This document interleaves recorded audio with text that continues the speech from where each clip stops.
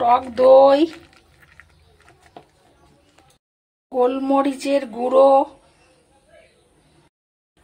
লবণ পরিমাণ মতো দিয়ে মাখিয়ে ম্যারিনেট করে রাখতে হবে আধা ঘন্টা। গোলমরিচ, টক দই আর লবণ। পেঁয়াজগুলো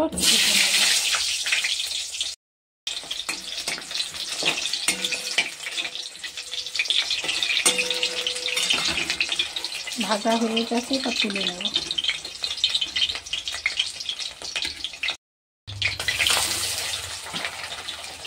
বেরেস্তা করে নেব।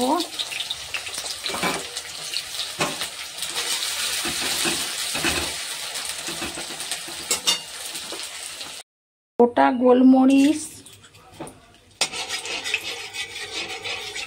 ভালো করে নেড়ে নেব। ম্যারিনেট করা চিকেনটা ওই তেলের ওপর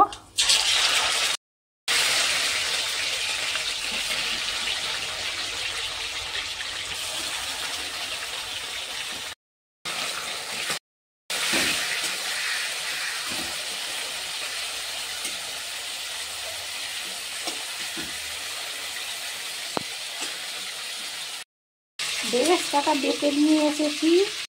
বেরেস্তা বাটাটা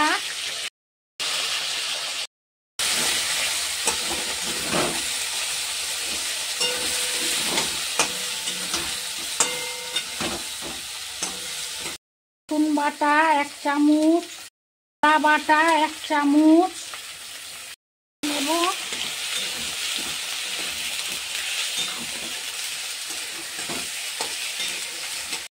গন্ধরাজ লেবু পাতায় শিরাগুলো যেরকম পানের কাটে সেরকম ভাবে শিরাগুলো এরকম করে মুড়ে শিরাগুলো কেটে নেব।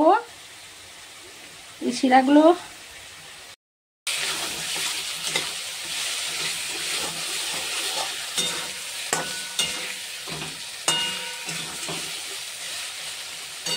ম্যারিনেট করা ধোয়া জলটা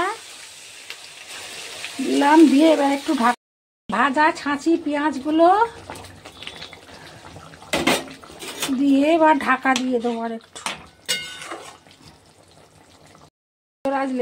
লেবু পাতাগুলো এরকম সরু সরু করে কেটে নিয়েছি, এবার ওপরে দিয়ে এবার ঢাকা দিয়ে বন্ধ করে ঢাকা দিয়ে দেব, যাতে পাতার ফ্লেভারটা ওর মধ্যে চলে যায়, মাংসটার মধ্যে একটা সুন্দর গন্ধ বেরোবে। গ্যাসটাকে অফ করে দিলাম, দিয়ে ঢাকা দিয়ে। গন্ধরাজ লেবু পাতায় চিকেন স্টু কেমন লাগলো জানাবেন। ভালো লাগলে চ্যানেলটাকে লাইক সাবস্ক্রাইব করবেন।